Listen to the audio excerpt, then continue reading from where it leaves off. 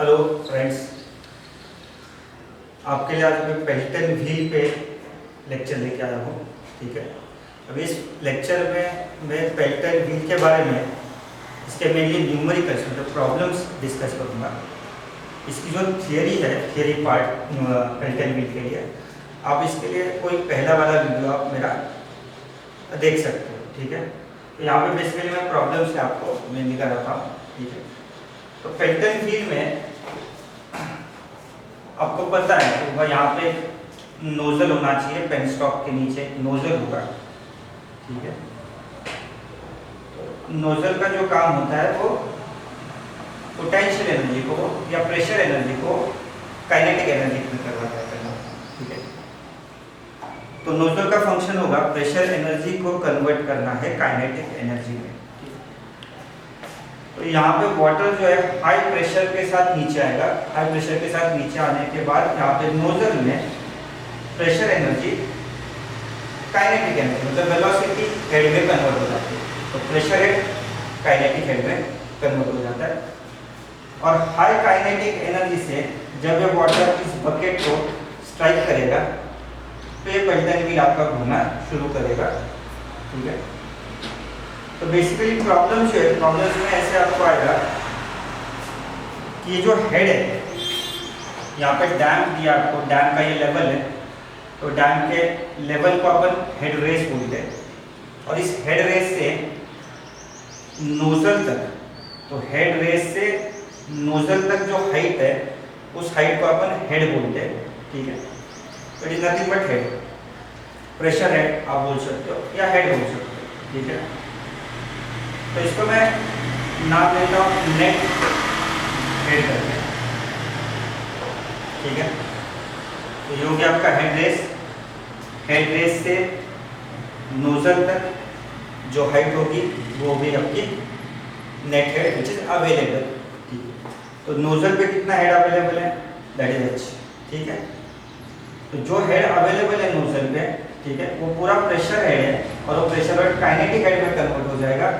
Kinetic energy में convert होने के बाद यहाँ पे जो वेलोसिटी होगी आपकी जेट की, तो वेलोसिटी ऑफ जेट जो है काफ़ी हाई वेलोसिटी होगी जेट की। तो इस वेलोसिटी को मैं नाम दे देता हूँ v1। तो कैपिटल v1 से मैंने इसको डिनोट किया।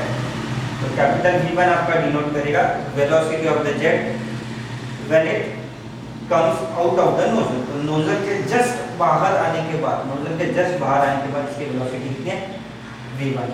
ठीक है, अब ये जो हेड है, नेट हेड और ये वेलोसिटी, ये दोनों में एक रिलेशन है।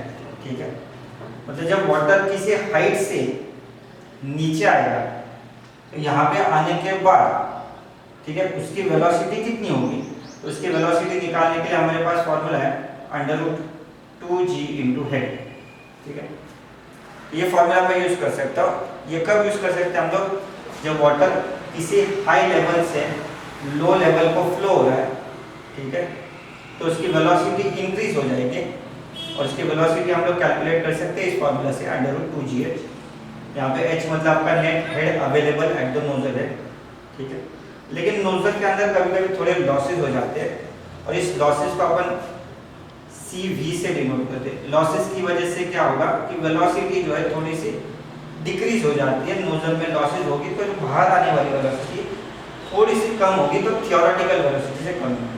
तो ये जो मैंने लिखा था √2g एक्चुअली थियोरेटिकल वेलोसिटी है, लेकिन एक्चुअल वेलोसिटी अगर देखोगे तो थोड़ी सी कम होगी। ठीक है, तो यहाँ पे एक फैक्टर आ जाता है CV, उससे मल्टीप्लाई करने के बाद हमको एक्चुअल वेलोसिटी मिलेगी। तो ये होगी आपकी थियोरेटिकल वेलोसिटी और CV से मल्टीप्लाई करने के बाद आपको मिलेगी actual velocity out of the nozzle. ठीक है, तो ये एक्चुअल इनलेट वेलोसिटी होगी। जब ये जेट स्ट्राइक करेगा इस बकेट को, तो बकेट हाई स्पीड से मूव करना शुरू करेगा। कि जो बकेट या फिर वेन है, इस वेन की कुछ वेलोसिटी होगी और ये वेलोसिटी कैसे होगी, तो ये वेलोसिटी टैंजेंशियल होगी। ठीक है, ये वेलोसिटी होगी टैंजेंशियल वेव को और इस वेलोसिटी को मैं डिनोट करता हूँ u के साथ डिनोट करता हूँ। ठीक है, या u1 के साथ में डिनोट करूँगा। तो इनलेट जो कंडीशन है उसको मैं 1 से डिनोट करूँगा, आउटलेट कंडीशन जो इसको मैं 2 से डिनोट करता हूँ। ठीक है, तो तो u1 मतलब वेन की वेलोसिटी होगी या बकेट की वेलोसिटी होगी, टेंजेंशियल वेलोसिटी है, ठीक है। तो u1 मतलब आपकी बकेट वेलोसिटी।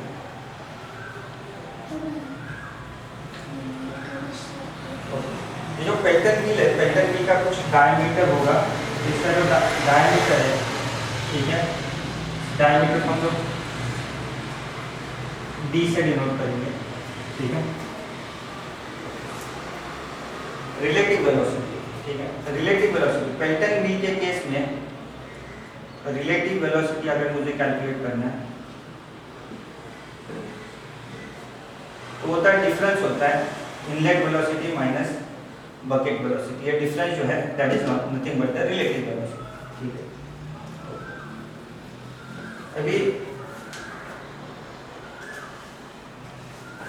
इसके लिए हमको वेलोसिटी ट्रायंगल बनाना पड़ेगा, तो वेलोसिटी ट्रायंगल में यहाँ पे बनाता हूँ।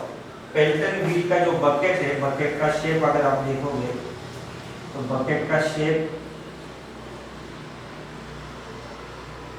कैसे कुछ दिखेगा,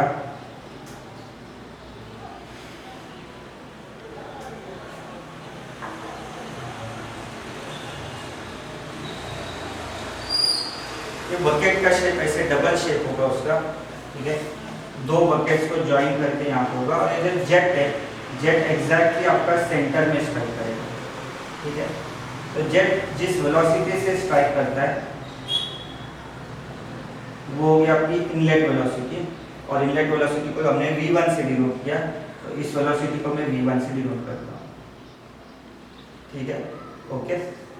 उसका मैं बोला था बकेट की जो वेलोसिटी है वो u1 है, तो बकेट की वेलोसिटी जो है u1 है, तो ये होगी आपकी बकेट की वेलोसिटी u1, ठीक है।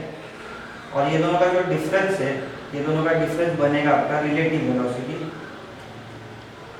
दोनों का डिफरेंस जो है रिलेटिव वेलोसिटी v(r1) को मैंने यहाँ पे डिनोट किया, ठीक है।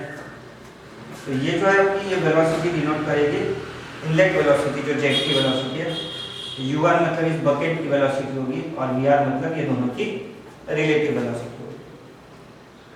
तो इनलेट ट्रायंगल हम लोग बोलते हैं, लेकिन यहाँ पे ट्रायंगल नहीं बनता है, पेल्टन व्हील में ट्रायंगल नहीं बनेगा, पेल्टन व्हील में सिर्फ एक सिंपल डायग्राम बनेगा आपका, ठीक है।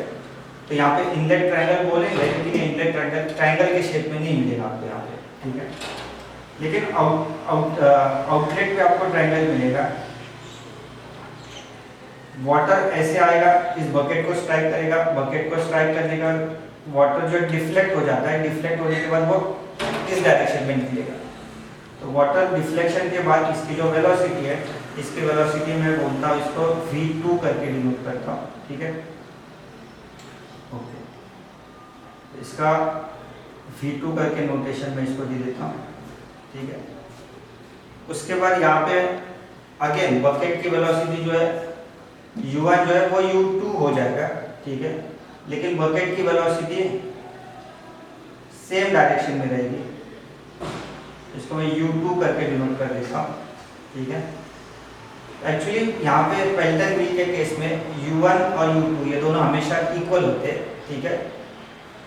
तो बकेट जिस वेलोसिटी से जा रहा है, टेंजेंशियल वेलोसिटी जो है u1 और u2, ये दोनों आउटलेट हो या इनलेट हो, दोनों साइड पे आपको वेलोसिटी की वैल्यू सेम लेनी है, मतलब सेम वेलोसिटी होगी। तो u1 और u2 ये दोनों की वैल्यू इक्वल होगी, लेकिन मैं आउटलेट के लिए u2 से डिनोट करता हूँ, इनलेट के लिए u1 से डिनोट करता हूँ, ठीक है। अब मुझे ट्रायंगल बनाना है, ठीक है, याद रखना यहाँ पे ट्रायंगल बनाने के लिए मुझे वापस रिलेटिव वेलोसिटी चाहिए। तो ये दोनों का जो वेक्टोरियली अगर मैं दोनों को सब्ट्रैक्ट करता हूँ, ठीक है, दोनों को वेक्टोरियली सब्ट्रैक्ट करता हूँ तो मुझे रिलेटिव वेलोसिटी यहाँ पे मिल जाएगी, और इस रिलेटिव वेलोसिटी को जो है मैं बोलूँगा vr1 करके बोलता हूँ, सॉरी vr2 करके इसको डिनोट करना पड़ेगा। तो ये हो गया आपका आउटलेट ट्रायंगल, ठीक है। अभी इस आउटलेट ट्रायंगल में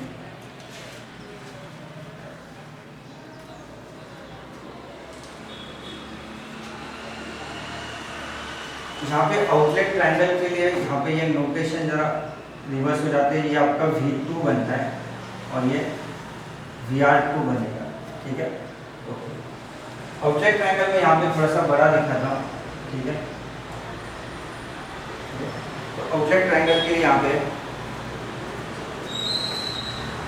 ये आपका V1 V2 होगा और ये VR, ठीक है। तो ये आउटलेट ट्रायंगल हो गया, ये रिलेटिव वेलोसिटी यहाँ पे होगा और ये आउटलेट वेलोसिटी होगी, ठीक है। तो ये आउटलेट वेलोसिटी जो है V2 में यहाँ पे दिखा रहा हूँ, थोड़ी सी बड़ा डायग्राम निकाल रहा हूँ मैं, ठीक है।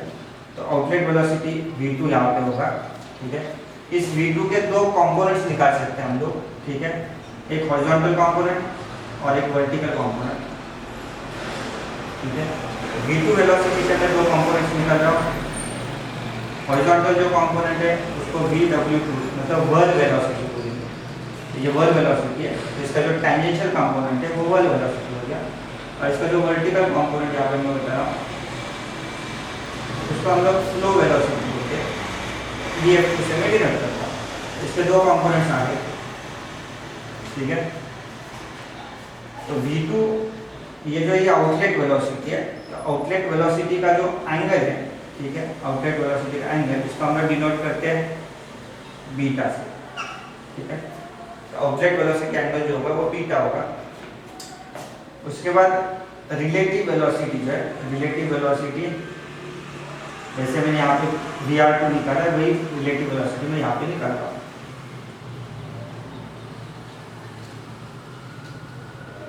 ये हो गया V2, ये हो गया VR, relative velocity at the outlet हो गया।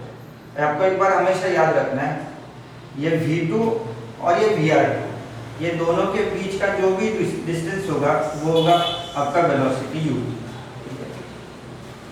तो ये हो गया V2, ये हो गया U2, और ये दोनों का जो ये सब्ट्रैक्शन होगा ये आएगा VR2। तो ये सब्ट्रैक्शन जो है वेक्टोरियल सब्ट्रैक्शन है, मतलब वेक्टर फॉर्म में हम लोग सब्ट्रैक्शन, आप देख सकते हो ये दोनों की वेलोसिटी यहाँ पे अपोजिट दिख रही है ना, ठीक है। सब्ट्रैक्ट करने के बाद आपको वेक्टर सब्ट्रैक्शन करना पड़ेगा और आपको VR2 मिलेगा, उसका हम लोग रिलेटिव वेलोसिटी, ठीक है। तो अभी आपसे याद रखो ये आउटलेट ट्रायंगल होगा और ये इनलेट ट्रायंगल होगा, ये फिक्स है पेल्टन व्हील के लिए। पेल्टन व्हील का कोई भी प्रॉब्लम ले लो उसमें हमेशा आपको आउटलेट ट्रायंगल यही मिलेगा, इनलेट ट्रायंगल आपको यही मिलेगा, ठीक है।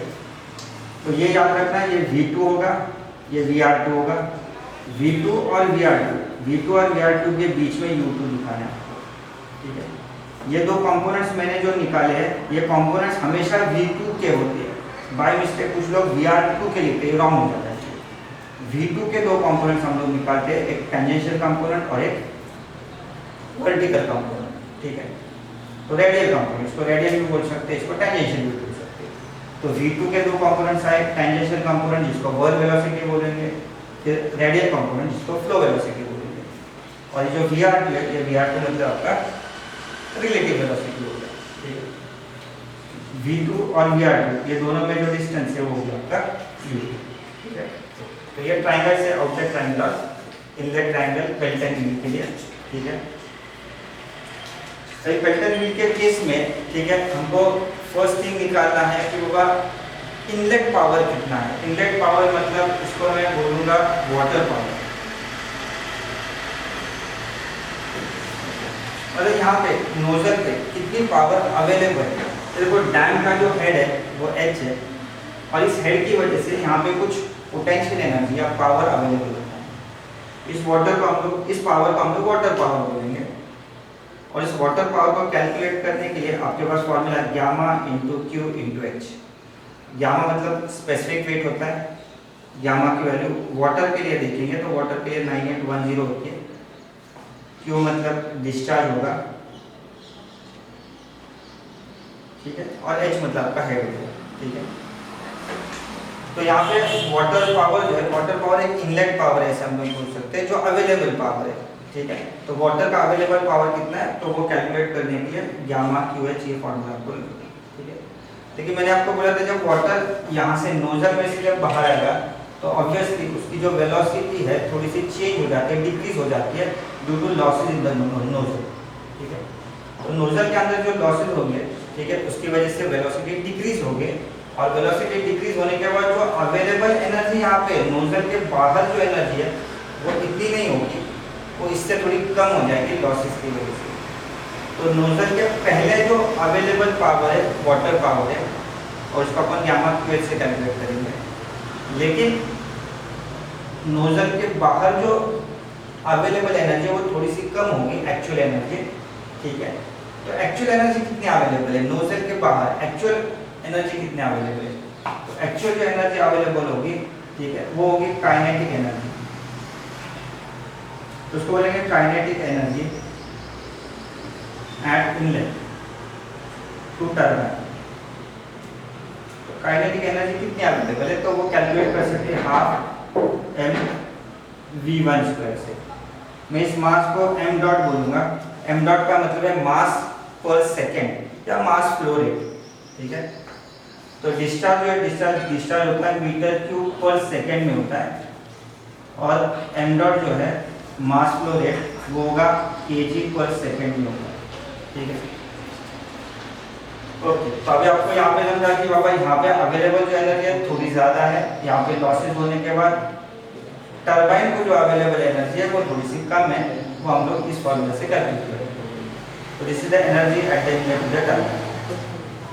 जब इस बकेट को स्ट्राइक हो जाएगा, ठीक है, तो स्ट्राइक होने के बाद ये व्हील जो है व्हील कुछ पावर डेवलप करेगा, तो इस पावर का हम बोलते हैं रनर पावर। तो रनर पावर कैलकुलेट करने के लिए, ठीक है, यहाँ पे उसका फॉर्मूला लिखता हूँ रनर पावर।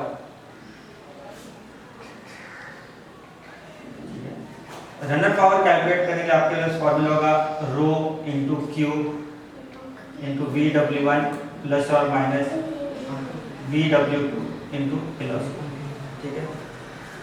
तो यहाँ पे रो मतलब डेंसिटी होगी लिक्विड की। वाटर की जो डेंसिटी है, वाटर की डेंसिटी होती है 1000 kg पर मीटर क्यूब, ठीक है। डिस्चार्ज का क्वेश्चन में दिया होगा डिस्चार्ज, ठीक है।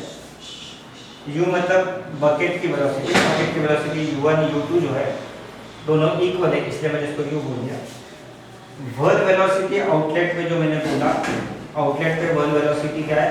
V2 के दो कंपोनेंट्स है, तो हॉरिजॉन्टल जो कंपोनेंट है वो हो गया आपका VW2। वैसे V1 जो है V1 का जो कंपोनेंट होगा टेंजेंशियल कंपोनेंट या हॉरिजॉन्टल कंपोनेंट जो होगा वो V1 को इक्वल होगा। तो इस केस में हमेशा V1 और VW1 ये हमेशा इक्वल होंगे, ठीक है। देखो इसके दो कंपोनेंट जैसे हमने निकाले थे, एक हॉरिजॉन्टल और एक वर्टिकल। अब ये तो वेलोसिटी हॉरिजॉन्टल है, इसलिए इसका हॉरिजॉन्टल कंपोनेंट होगा VW1, तो इसका वर्टिकल कंपोनेंट कितना होगा? इसका वर्टिकल कंपोनेंट 0 होगा, मतलब VF2 इस केस में इसका कोई वर्टिकल कंपोनेंट नहीं है क्योंकि ये वेलोसिटी हॉरिजॉन्टल है। इसका सिर्फ हॉरिजॉन्टल कंपोनेंट होगा, उसका हम VW1। तो VW1 VW2 हम लोग दोनों फाइंड कर सकते हैं, ठीक है। और ये प्लस और माइनस साइन मैंने इसलिए यूज किया है, ठीक है। अगर ट्रायंगल इस शेप का है, आउटलाइन ट्रायंगल अगर आपका इस शेप का है, तो इस केस में, ठीक है, बीटा जो आप देखोगे तो बीटा 90 डिग्री से कम है। बीटा अगर 90 डिग्री से कम है तो इस केस में आपको प्लस साइन यूज करना है, और बीटा अगर 90 डिग्री से ज़्यादा है तो उसको आपको माइनस साइन कंसीडर करना है, ठीक है। तो बीटा अगर 90 डिग्री से ज़्यादा आता है तो उस केस में ट्रायंगल थोड़ा सा चेंज हो जाएगा आपका, ठीक है। यहाँ पे जो वेलोसिटी ये मैंने VR2 लिखा था, ये वाली वेलोसिटी है VR2, ठीक है। उसके बाद V2 जो है V2, ये जो एंगल है V2 का बीटा, ठीक है, आउटलेट एंगल जो है जेट का, आउटलेट एंगल 90 से अगर बड़ा है तो फिर ये केस में V2 का डायग्राम ऐसे आएगा, और ये जो एंगल है आपका 90 से ज़्यादा हो गया, ग्रेटर देन 90, इस केस में बीटा जो 90 से बड़ा होगा, ऑब्ट्यूज एंगल। इस केस में ट्रायंगल ऐसा है। अब इसके दो कंपोनेंट्स आएंगे हमेशा के जैसा। ये जो कंपोनेंट आपका वो हो गया VW2 हो गया, ये कंपोनेंट VF2 हो गया, ठीक है। और ये जो एंगल है याद रखना, ये दोनों एंगल जो है इसको हम लोग फाई से डिनोट करेंगे। फाई मतलब क्या होगा? तो फाई मतलब वेन एंगल होता है, वेन एंगल एट आउटलेट, ठीक है। तो यहाँ पे जेट को सीधा आ रहा है, हॉरिजॉन्टल भी आ रहा है, लेकिन जब बकेट को स्ट्राइक करेगा तो डिफ्लेक्ट करने के बाद वो टर्न होगा, और टर्न होने के बाद उसका जो वेन का जो एंगल है, वेन का एंगल अगर आप देखोगे तो यहाँ पे मैं एक टेंजेंट निकाला, इस बकेट को या वेन को मैं टैंजेंट निकालता हूँ और सीधा यहाँ पे मैंने एक लाइन ड्रॉ की, तो ये जो एंगल है आपका ये वेन एंगल होता है, this is the when angle at the outlet, ठीक है। तो बकेट हमेशा जेट हमेशा टर्न होने के बाद इस बकेट के टैंजेंशियल डायरेक्शन में निकले, तो बकेट का जो एंगल होगा आउटलेट एंगल वही आपका VR2 का एंगल होता है, ठीक है। अभी रनर पावर कैलकुलेट करने के लिए वो फॉर्मूला आपको होता है, ठीक है।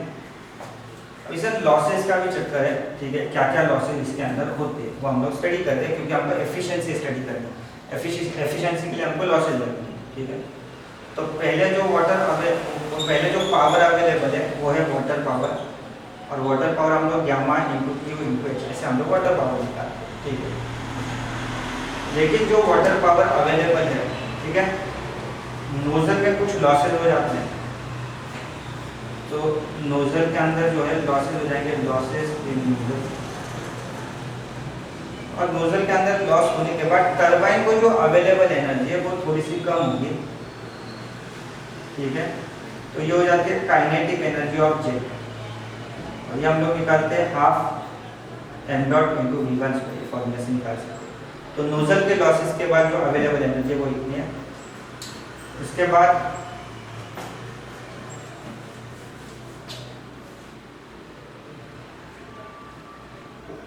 जेट स्ट्राइक करेगी पेल्टन व्हील को, पेल्टन व्हील कुछ पावर डेवलप करेगी, ठीक है।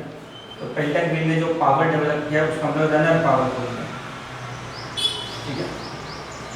अभी रनर पावर के बाद, ठीक है, वापस कुछ लॉसेज हो जाएंगे, तो कौन से लॉसेज हो जाएंगे? तो इसके अंदर जो लॉसेज होते हैं मैकेनिकल लॉसेज है, मतलब बियरिंग फ्रिक्शन जो है, बियरिंग फ्रिक्शन के अंदर कुछ लॉसेज हो जाएंगे, ठीक है। और बियरिंग फ्रिक्शन के अंदर जो लॉसेज हो जाएंगे उसके बाद जो अवेलेबल पावर है वो होगा आपका शाफ्ट पावर। तो ये एक्चुअली आउटपुट अवेलेबल है, तो ये इनपुट था, इनपुट के बाद नोजल में लॉसेज हो गया, नोजल में लॉसेज होने के बाद काइनेटिक एनर्जी में कन्वर्ट हो गया वो, काइनेटिक एनर्जी से जब रनर पावर में कन्वर्ट होगा तो ये जेट जब स्ट्राइक करेगा बकेट को, तो बकेट को स्ट्राइक करने के बाद भी कुछ लॉसेज हो जाते हैं जिसको हम लोग हाइड्रोलिक लॉसेज बोलते हैं, ठीक है। हाइड्रोलिक लॉस में ब्लेड फ्रिक्शन ये मेनली आपका लॉस होता है। तो जेट जब ब्लेड को स्ट्राइक करेगा, तो ब्लेड को स्ट्राइक करने के बाद उसके ऊपर वो ग्लाइड करेगा, ग्लाइड करने के बाद जेट और इसमें ब्लेड में जो फ्रिक्शन होगा उस फ्रिक्शन की वजह से हाइड्रोलिक लॉसेज आपके हो जाते हैं, ठीक है।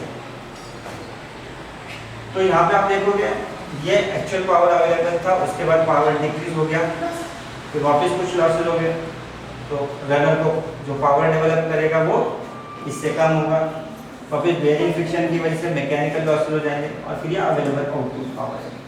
अगर आपको डिफरेंट टाइप की एफिशिएंसी यहाँ पे स्टडी करनी पड़ेगी। एफिशिएंसी आप देखोगे, ठीक है, तो ये एक्चुअल इनलेट है, एक्चुअल पावर टरबाइन को जो अवेलेबल है ये पावर है अवेलेबल है टरबाइन को, और टरबाइन ये वाला पावर डेवलप करता है, ठीक है। तो हाइड्रोलिक एफिशिएंसी जो है, यहाँ पे हाइड्रोलिक लॉसेज हो जाते हैं, हाइड्रोलिक एफिशिएंसी जो है ये दोनों का रेशियो है, मतलब रनर पावर और काइनेटिक एनर्जी ऑफ जेट, ये दोनों का रेशियो लेना है आपको हाइड्रोलिक एफिशिएंसी, ठीक है। तो हाइड्रोलिक एफिशिएंसी आपको मिल जाती है, ठीक है। सिमिलरली ये दोनों का आप रेशियो ले लो, मैकेनिकल एफिशिएंसी, ये शाफ्ट पावर अवेलेबल है, ये रनर पावर डेवलप्ड है, और ये फ्रिक्शन लॉस हो जाता है। तो मैकेनिकल एफिशिएंसी आपकी, मैकेनिकल एफिशिएंसी जो है, मैकेनिकल एफिशिएंसी जो है आपकी वो भी शाफ्ट पावर, और शाफ्ट पावर को आपको डिवाइड करना है रनर पावर के साथ, ठीक है। फिर ओवरऑल एफिशिएंसी आती है, और ओवरऑल एफिशिएंसी जो है hydraulic efficiency into mechanical efficiency, ये फॉर्मूला का ओवरऑल एफिशिएंसी। तो ओवरऑल एफिशिएंसी जो है ये दोनों के बीच में जो एफिशिएंसी होगी ये ओवरऑल एफिशिएंसी होगी। इसको आप ऐसे भी निकाल सकते हो, shaft power divide by kinetic energy of the jet, ठीक है। ये डिफरेंट एफिशिएंसीज अवेलेबल है, ठीक है। अभी हम लोग इसके प्रॉब्लम्स कर लेते हैं, ठीक है।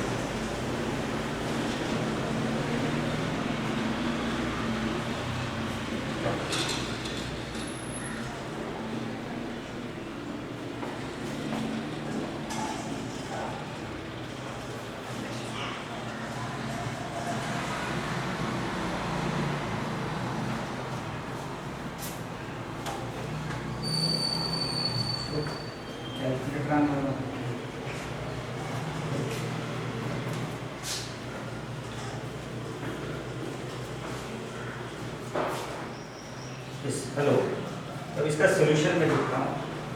तो एक पेल्टन व्हील दिया है, और पेल्टन व्हील जो है operates with a jet of 15 centimetre in diameter, ठीक है। तो पेल्टन व्हील का जो जेट है, तो इस जेट का जो डायमीटर है उसको मैं स्मॉल डी से डिनोट करता हूँ, और जेट का डायमीटर है 15 सेंटीमीटर, ठीक है। हेड, तो हेड दिया है आपको 500 मीटर। याद रखना हेड दिया है, इसका मतलब मैं ऐसे कर सकता हूँ वेलोसिटी v1 निकाल सकता हूँ, और इसके लिए थ्योरेटिकल क्या फॉर्मूला था 2gh, और एक्चुअल निकालने के लिए एक्चुअल वेलोसिटी निकालने के लिए cv2। तो इन्होंने दिया हुआ है कोएफिशिएंट जो है कोएफिशिएंट ऑफ वेलोसिटी 0.98 है, ठीक है। तो cv की वैल्यू 0.98 हमको दे दी है, ठीक है। उसके बाद 2 g की वैल्यू है 9.81, और जो हेड है हेड आपको दिया है 500। इसको अब मुझे कैलकुलेट करना है, ठीक है। आप वैल्यू कैलकुलेट कर सकते हो मेरे साथ। 0.98 into under root 2 into 9.81 into 500, इसका जो वैल्यू है वो आता है 94.09।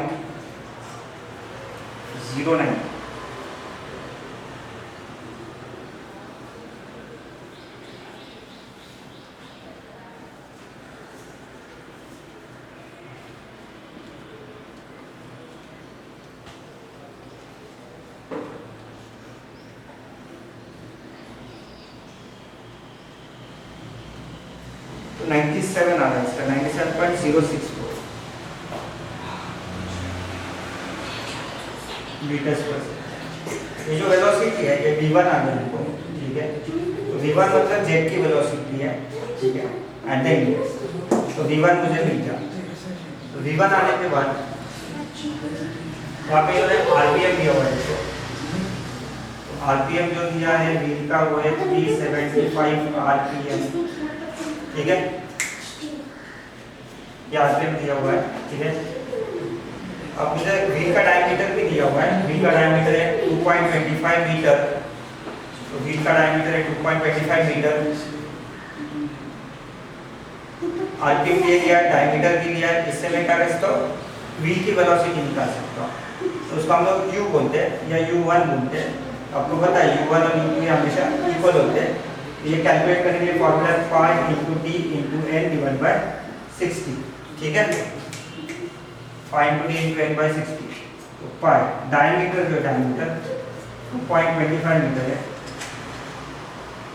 ठीक है। इसका जो आरपीएम है, आरपीएम हमको दिया है 375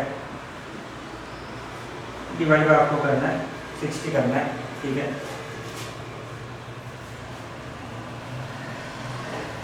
pi into 2.25 into 375 divide by 60 करना है, ये आता है 44.178।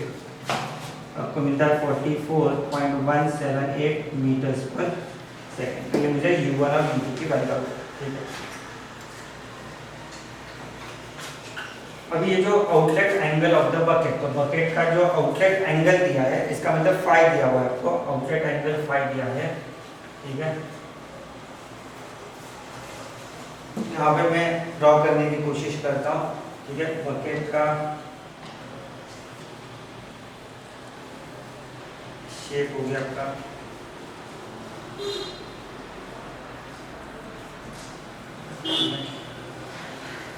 जेट की जो वेलोसिटी है v1 वो हमने निकाली है 97.064। ये वेलोसिटी हो गया इनलेट वेलोसिटी जेट की। उसके बाद u1 की वैल्यू हमने निकाली है, u1 की वैल्यू है 44.178। रिलेटिव वेलोसिटी निकालनी है। और रिलेटिव वेलोसिटी आपको पता है कि रिलेटिव वेलोसिटी कैलकुलेट करने के लिए आपको सब्ट्रैक्ट करना है v1 माइनस u1 को, ठीक है। इसमें से माइनस कर देता हूँ मैं,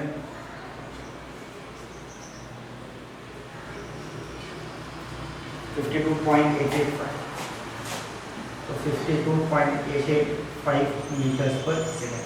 तो मैंने ये दो वेलोसिटी माइनस की है, v1 और u1 माइनस करके मुझे आता है 52.885। तो मेरा इनलेट ट्रायंगल जो है पेल्टन व्हील का वो तो हो जाता है, ठीक है।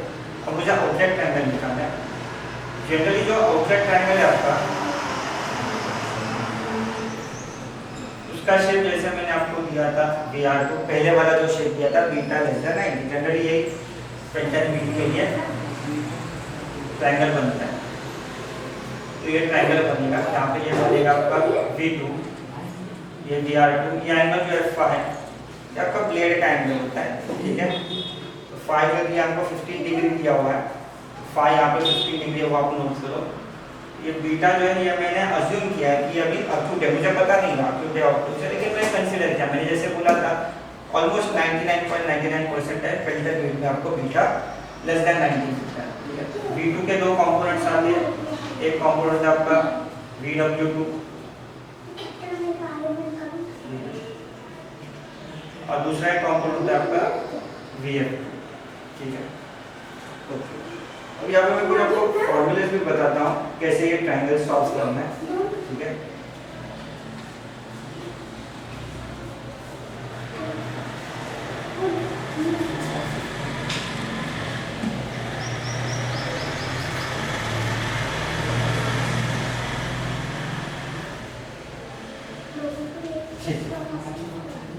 यहाँ पर मैं लिखता हूँ, सबसे पहले मैं डिस्चार्ज कैलकुलेट करता हूँ। डिस्चार्ज कैसे निकालना है, तो डिस्चार्ज निकालने के लिए आपके पास फॉर्मूला है density into velocity,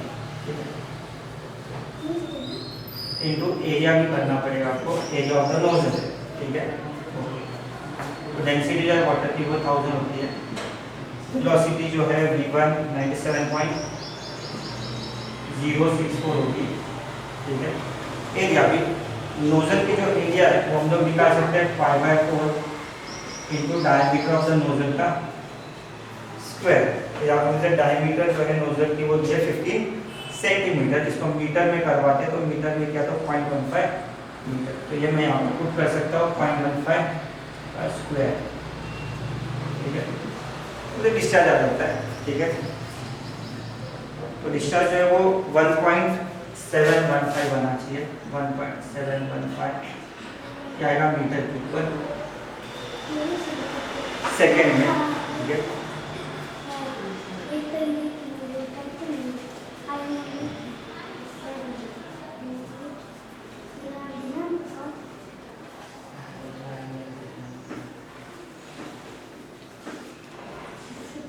okay, discharge आ गया। अभी डिस्चार्ज आने के बाद जो है, ठीक है,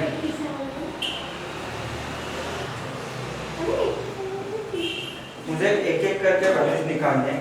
मुझे एक्चुअली वैल्यू निकालना है, पहले VW1 का निकालना पड़ेगा और फिर VW2 का। मुझे पता है कि V1 और VW1 ये दोनों वैल्यू सेम होते हैं, तो इसमें कोई कैलकुलेट करने की जरूरत नहीं है। तो मुझे VW1 आ गया, ठीक है। फिर और एक बार याद रखना है, पेंटन व्हील में VR1 और VR2 ये दोनों वैल्यूज हमेशा सेम है। इसका मतलब मुझे VR2 पता चल गया, मुझे VR2 वैल्यू पता है 52.88 VR2 की वैल्यू होगी, ठीक है। उसके बाद VR2 और V2 ये दोनों के बीच का जो डिस्टेंस होगा ये होगा वेलोसिटी U2 भी हमको पता है, क्योंकि U2 और U1 दोनों सेम होता है, इसलिए मुझे वैल्यू सेम मिलेगा 44.178। तो ये वाली वैल्यू भी मुझे पता है 44.178, ठीक है। तो मेरे पास दो चीज़ें हैं, VR2 है, मेरे पास U2 है, और ये एंगल जो फाई है वो भी मुझे पता है, क्योंकि वो 15 डिग्री ऑलरेडी यहाँ पे दिया हुआ है। Angle of the bucket is 15 degree, ठीक है। इसकी भी मुझे अभी जरूरत नहीं पड़ेगी।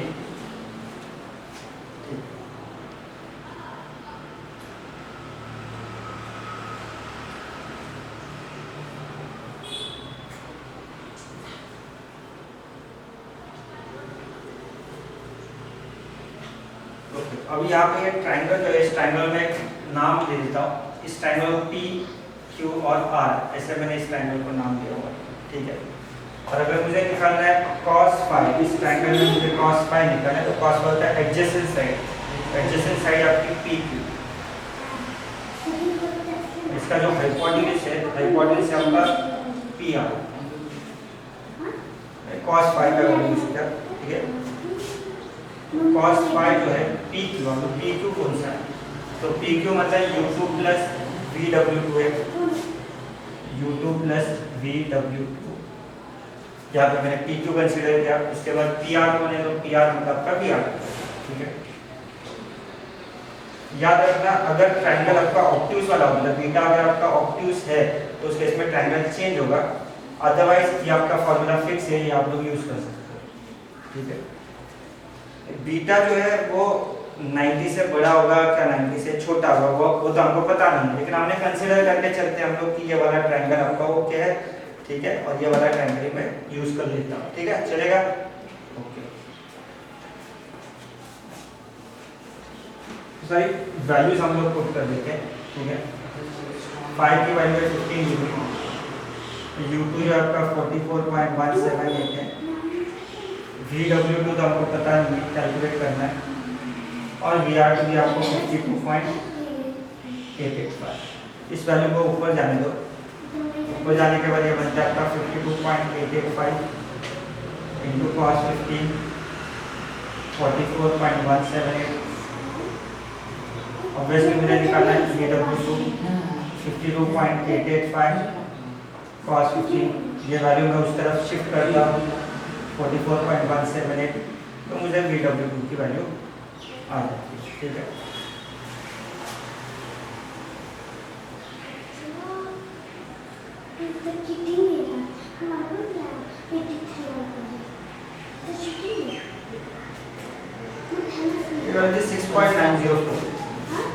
6.904 मीटर पर ये VW2 आपका आता है। तो मुझे VW1 भी पता है, अभी VW2 भी मुझे पता है 6.904 मीटर। ठीक है, तो ये वाला मैं आपका देता हूँ, इसकी अभी हमको जरूरत नहीं है आगे कैलकुलेट करने के लिए।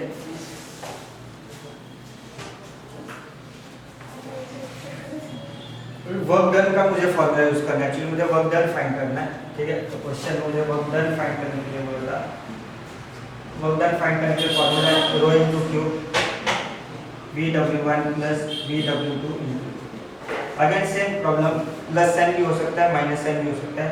प्लस साइन होता है जब बीटा आपका लेस देन 90 और माइनस साइन का लेना है आपको बीटा आपका ग्रेटर देन 90। ये कैसे पता चलेगा कि बीटा लेस देन 90 है या greater than 90?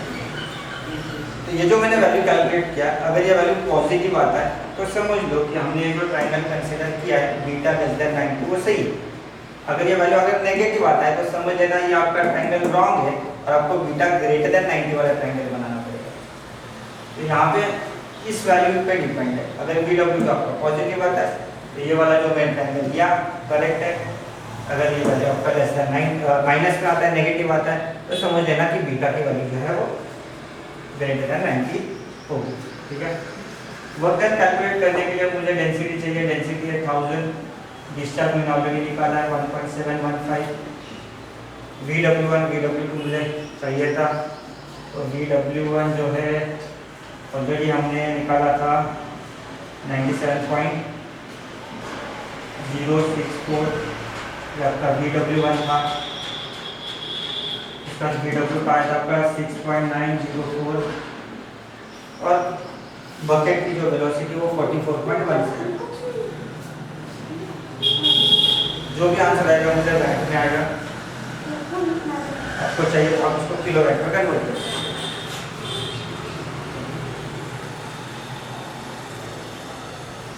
715 into brackets 97.064 plus 6.904 into 44.178। तो आंसर कुछ आ रहा है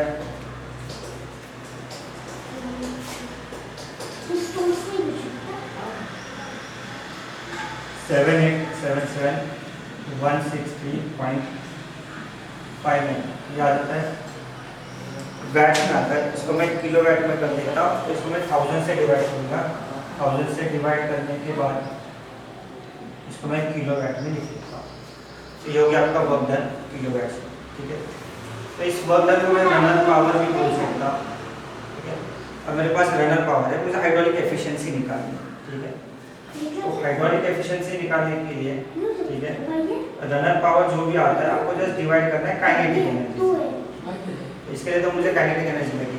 मैं एक काम करता हूँ, रनर पावर था VW1, इसके बाद VW2, ये रनर पावर का फॉर्मूला है। और काइनेटिक एनर्जी जो होता है हाफ m डॉट को हम लोग ऐसे निकाल सकते हैं। ठीक है, मैं लिखता हूँ m डॉट v1 स्क्वायर। ठीक है, m डॉट अगर आपको कैलकुलेट करना है तो आप ये वाला फॉर्मूला यूज कर सकते हैं रो इनटू क्यू। ठीक है, ये आपको देगा m डॉट। तो मैं m डॉट की जगह लिख सकता हूँ रो इनटू क्यू। तो आप देख सकते हो रो क्यू कैंसिल हो जाता है और जब ये फॉर्मूला आएगा 2 VW1 VW2 into you divide by V1। ठीक है, तो इस फॉर्मूला में सारे वैल्यू हमको पता है, हम लोग हाइड्रोलिक एफिशिएंसी निकाल सकते हैं। तो VW1 आपका 97.064, VW2 हम लोग निकाल सकते हैं, ऑलरेडी पता है 6.904, वेलोसिटी जो है 44.178 V1 स्क्वायर। तो V1 कैसा है, V1 आपका 97.06। इससे मुझे हाइड्रोलिक एफिशिएंसी आ जाती है।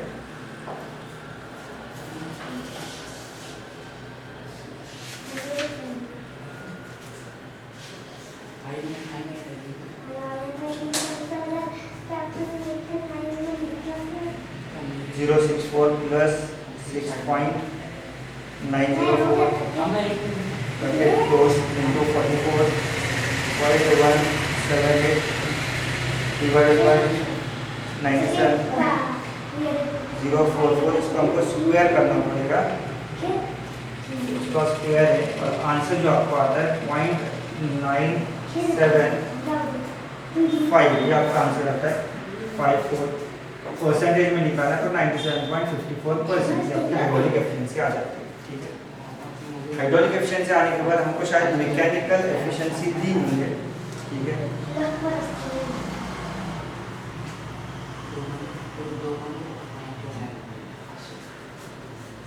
तो मैकेनिकल एफिशिएंसी मुझे दी है, तो मुझे शाफ्ट पावर निकालनी है। इसके लिए मुझे मैकेनिकल एफिशिएंसी का फॉर्मूला यूज करना है। Mechanical efficiency shaft power divided by runner power. ठीक है, मैकेनिकल एफिशिएंसी कुछ 0.98 आपको दी हुई है। ठीक है, शाफ्ट पावर जो हमारा आया था, रनर पावर ये आया था 7877.16। अरे शाफ्ट पावर निकालना है, रनर पावर 7877.16, इधर से मुझे शाफ्ट पावर मिल जाता है। ठीक है,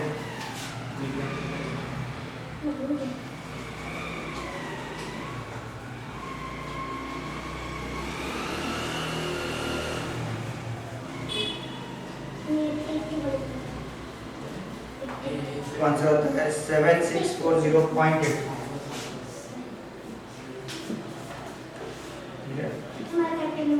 किलो है, जो आपका शाफ्ट पावर। अगर आपको ओवरऑल एफिशिएंसी निकालना है, ओवरऑल एफिशिएंसी आप निकाल सकते हो जो भी हाइड्रोलिक एफिशिएंसी है और उसको मैकेनिकल एफिशिएंसी को मल्टीप्लाई करो। हाइड्रोलिक एफिशिएंसी आएगी 0.9754। ठीक है, और मैकेनिकल एफिशिएंसी जो आपको 0.98 दी हुई है, तो ये कैलकुलेट कर सकते हैं।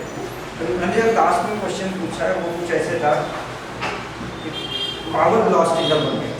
हमको एक्चुअली निकालना है power which is lost in the bucket. ठीक है, तो बकेट में जो पावर लॉस होता है वो ब्लेड फ्रिक्शन की वजह से पावर लॉस होता है। तो आप रिफर करोगे पहले वाला डायग्राम जो मैंने आपको बताया था। ठीक है, तो ये काइनेटिक एनर्जी होती है, काइनेटिक एनर्जी के साथ जेट स्ट्राइक करती है बकेट को, रनर पावर डेवलप करता है, लेकिन इसके बीच में ब्लेड फ्रिक्शन की वजह से कुछ लॉसेस हो जाते हैं। तो ब्लेड फ्रिक्शन की वजह से कुछ लॉसेस हो जाते हैं। तो मुझे क्या करना है, मुझे दोनों का डिफरेंस निकालना है, ताकि मुझे क्या मिलेगा, power loss in the blades, power loss in the blades मिल जाता है। ठीक है, तो मुझे ये दो चीजें माइनस करनी पड़ेगी। ठीक है, पावर लॉस इन, ठीक है, ये दो चीजें निकालने के लिए काइनेटिक एनर्जी जो है वो है half m dot v1 square, इसमें से आपको रनर पावर माइनस करना है। हाफ m डॉट क्या आपका m डॉट है डेंसिटी डिस्चार्ज v1 स्क्वायर से मैं इसको 1000 से डिवाइड करता हूँ ताकि 1 किलोवाट में हो जाता है। और रनर पावर मैंने ऑलरेडी निकाला हुआ था, किलोवाट में 7877.16। ठीक है, डेंसिटी जो है, डेंसिटी आपको पता है कि 1000 होती है। डिस्चार्ज हमने निकाला था, डिस्चार्ज जो हमारा आया था स्टार्टिंग में 1.715 था। v1 की जो वेलोसिटी है वो कुछ 97.064 थी, स्क्वायर डिवाइड बाय 1000 माइनस 7877.16। ये वैल्यू कैलकुलेट करने पर आपको पावर लॉस इन बकेट आ जाता है। मुझे 1000 में कैंसिल कर देता हूँ, 1.715 into 97.064 का मुझे स्क्वायर करना है, डिवाइड बाय 2 करना है, माइनस 7877.163। कहता है 201.77 किलोवाट ये पावर लॉस हो जाता है बकेट्स के अंदर। ठीक है, तो और एक क्वेश्चन करता हूँ। ठीक है,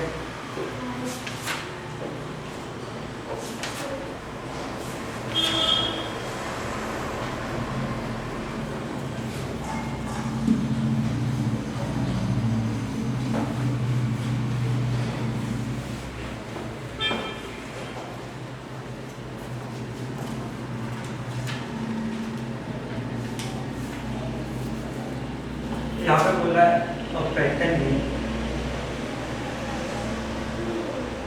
is supplied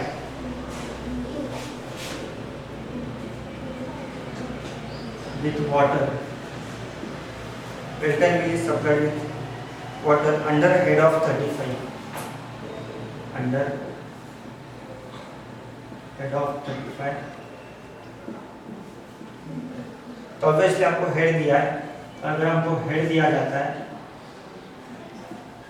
तो हम लोग वेलोसिटी निकाल सकते हैं CV √2g। ठीक है, तो CV की वैल्यू जो है 0.98 जनरली होती है। ठीक है, अगर आपको CV की वैल्यू नहीं दी है, ठीक है, तो आप लोग ऐसे कर सकते हैं CV की वैल्यू 0.98 अज्यूम कर सकते हैं या इसका 1 भी अज्यूम करके आप लोग यूज कर सकते हैं, लेकिन आपको वहाँ पर मेंशन करना पड़ेगा कि आपने अजम्पशन क्या किया हुआ है। ठीक है, तो CV की वैल्यू मैं 1 अज्यूम कर रहा हूँ और अकॉर्डिंगली G की वैल्यू आपकी 9.81। ठीक है, हेड जो है 35। तो अगर आपने CV की वैल्यू 1 अज्यूम की तो आपको वहाँ पे मेंशन करना है कि CV में 1 यूज कर रहा हूँ करके।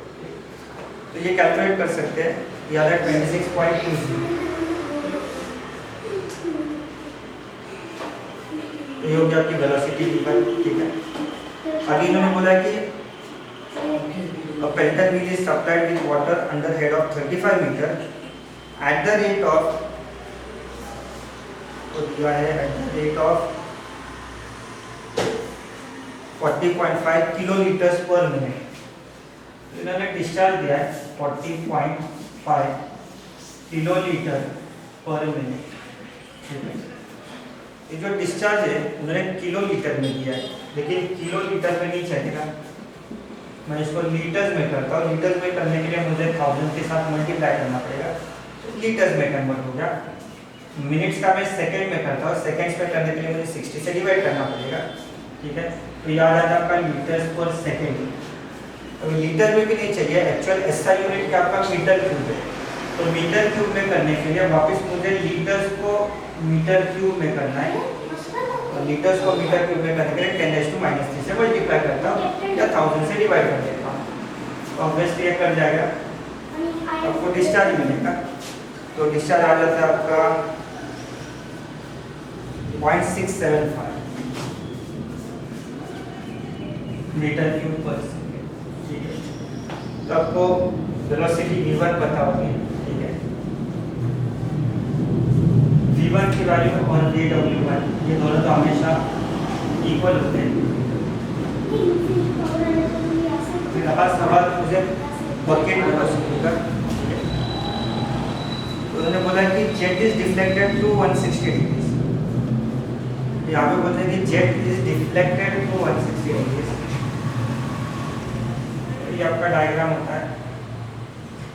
ठीक है, जेट ऐसे आएगा, स्ट्राइक होने के बाद जेट टर्न हो जाता है, टर्न होने के बाद जेट आपका टर्न हो जाएगा 160 डिग्री से। तो इनका इन्होंने बोला कि jet is deflected through 160 degree. अब इसका मतलब क्या देखो, जेट ऐसे सीधा आ रहा था, जेट सीधा जाने वाला जेट डिफ्लेक्ट हो गया, मतलब टर्न हो गया, और वो टर्न हो जाता है 165 डिग्री। तो ये एंगल 165 डिग्री, फिर हमको ये एंगल चाहिए 5, ये एंगल वापस आपका 15 डिग्री। ठीक है, ये जेट का एंगल हो गया। ये आउटलेट ट्रायंगल जो है, आउटलेट ट्रायंगल आपको पता नहीं है, लेकिन बेसिकली ये तो सेम होता है VR को। ये एंगल होगा आपका 15 डिग्री बराबर। ठीक है, ये होगा VR को, ये होगा एंगल आपका 5। ठीक है, उसके बाद ये होगा V1, V1 की वैल्यू हमने ऑलरेडी निकाली है 26.20। मुझे U1 बतानी है, मुझे VR1 बतानी है। तो U1 मुझे निकालना पड़ेगा। तो उसने बोला है कि mean bucket speed is 13 meters per second. तो क्वेश्चन में मेंशन किया कि मीन बकेट स्पीड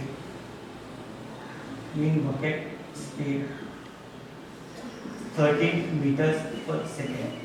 तो U1 और U2 की वैल्यू डायरेक्टली हमको दी हुई है, हमको कैलकुलेट करने की जरूरत नहीं।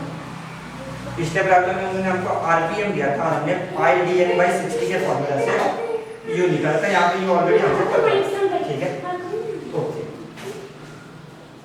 यहाँ पे ऑब्जेक्ट ट्रायंगल में मैं यहाँ पे मेंशन करता हूँ U2 है और U2 की वैल्यू 13 मीटर्स पर सेकेंड, वैसे U1 की वैल्यू 13 मीटर्स पर सेकेंड। ये दोनों का मैं डिफरेंस निकालता हूँ। डिफरेंस आने के बाद मुझे VR1 आएगा। तो VR1 जो आपका 26.20 में से माइनस करना है 13.2। VR1 13.2 metres per second velocity आ गई, ठीक है। तो जैसे मैंने लास्ट केस में एक फॉर्मूला यूज किया था cos phi का, ठीक है। cos phi का अगर मैं फॉर्मूला यूज करता हूँ, ठीक है, तो cos phi का जो फॉर्मूला हमने आया था, देखो यहाँ पे मैंने निकाला था cos phi का फॉर्मूला, ठीक है। एडजेसेंट साइड था आपका PQ और हाइपोटेन्यूज था PR। तो PQ मतलब U2 प्लस VW2 था, ठीक है। अब PR जो आपका PR होता VR। तो यहाँ से मैं निकाल सकता हूँ VW2 की वैल्यू। ये VR2 चला गया ऊपर,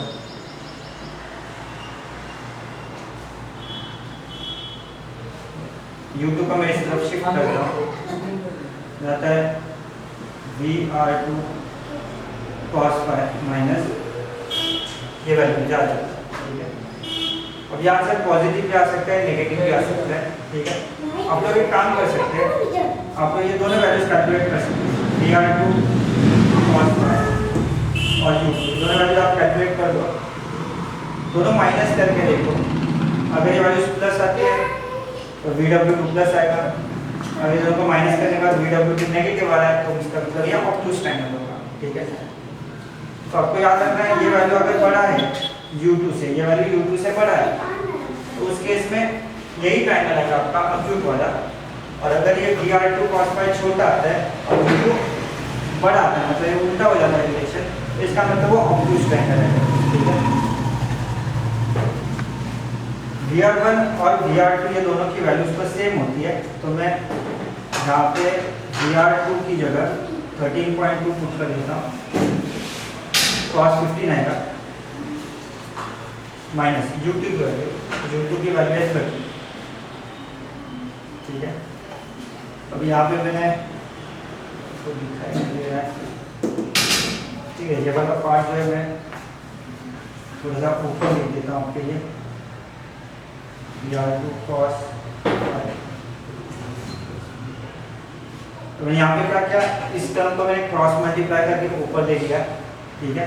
तो मुझे ये वाला टर्म आता है, फिर मैं इस U2 को यहाँ पे शिफ्ट कर देता हूँ, ठीक है। तो मुझे मिलेगा VW2, that will be VR2 cos phi minus U2, ठीक है। तो ये करने के बाद आपको VW2 की वैल्यू आ जाती है और ये वैल्यू हम लोग कैलकुलेट कर सकते हैं। तो ये आ जाएगा आपका 13.2 इंटू cos 15 माइनस 30। ये आंसर जो है माइनस में आ रहा है, ठीक है। तो -0.2497 मीटर पर सेकेंड। तो ऑब्वियसली ये वैल्यू नेगेटिव आ रहा है, इसका मतलब ये ट्रायंगल जो है ये ऑब्ट्यूज ट्रायंगल होना चाहिए, ठीक है। ये V2 जो है V2 ऐसे होगा आपका, इसके दो कंपोनेंट्स आएंगे, ठीक है। अब देखो VR2 और V2 के बीच में जो होता है वो आपका U2 होता है। तो ये आपको याद रखना है VR2 और V2 ये दोनों के बीच में हमेशा U2 होगा। V2 के दो कंपोनेंट्स आएंगे, एक कंपोनेंट होगा VW2 और दूसरा कंपोनेंट होगा VF, ठीक है। तो VW2 जो है ये वाला VW2 होगा और ये वाला VF होगा, ठीक है। ये जो एंगल है बी था वो 90 से बड़ा हो जाएगा अभी, ठीक है।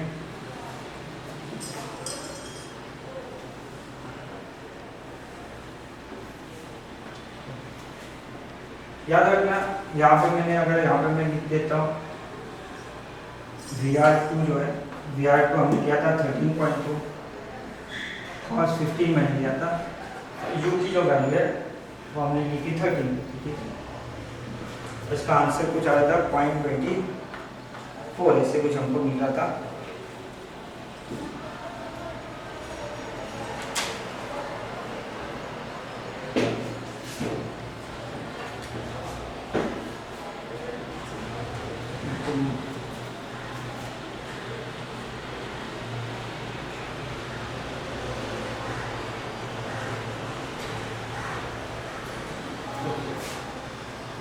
तो -0.24, यस -0.24, -0.24 VW2 वैल्यू, ये नेगेटिव आ रहा था आंसर, ठीक है।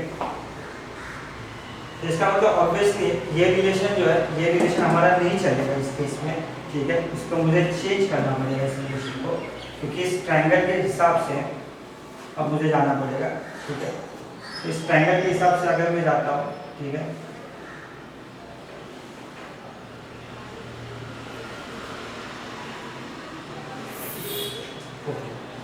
तो इस ट्रायंगल के हिसाब से अगर आप देखोगे तो VW2 अगर आपको निकालना है तो VW2 के लिए आपको ये फॉर्मूला आपका चेंज हो जाएगा, मतलब ये U2 minus VR2 cos phi ऐसे, ठीक है। फिर आपका जो आंसर है वो आएगा 0.249 पॉजिटिव में आएगा। इसका मतलब ये जो ये आपका एग्जाम में नहीं दिखाया है, क्योंकि यहाँ पे अभी ट्रायंगल जो आपका ऑब्टूज ट्रायंगल में था। तो जस्ट याद रखो ये जो फॉर्मूला है ये एक्यूट ट्रायंगल के लिए मैं यूज करूंगा, और ऑब्टूज ट्रायंगल के लिए आपको जस्ट उल्टा लिखना है, U2 minus VR2 cos phi, ठीक है। तो VW1 VW2 ये दोनों चीजें आपकी आ जाती है, ठीक है। आप एक ट्रायंगल से फॉर्मूला बना सकते हो, ठीक है। अब अगर देखोगे ये एंगल फाई है, तो यहाँ से लेके यहाँ तक ये जो डिस्टेंस है ये VR2 cos फाई आ जाता है। तो देखो मैं यहाँ पे यहाँ से लेके यहाँ तक ये जो डिस्टेंस है ये आपका बनता है VR2 cos फाई। तो ये डिस्टेंस हो गया आपका VR2 cos फाई, और यहाँ से लेके यहाँ तक ये पूरा डिस्टेंस जो है ये हो गया U2, ये U2 है और ये VR2 cos फाई। तो ये U2 में से VR2 cos फाई माइनस कर दो तो आपको VW2 आ जाता है। तो अकॉर्डिंगली ये फॉर्मूला आपका बन जाता है, ठीक है। तो VW का मुझे रनर पावर निकालना है, और रनर पावर निकालने के लिए आपके पास फॉर्मूला है रो Q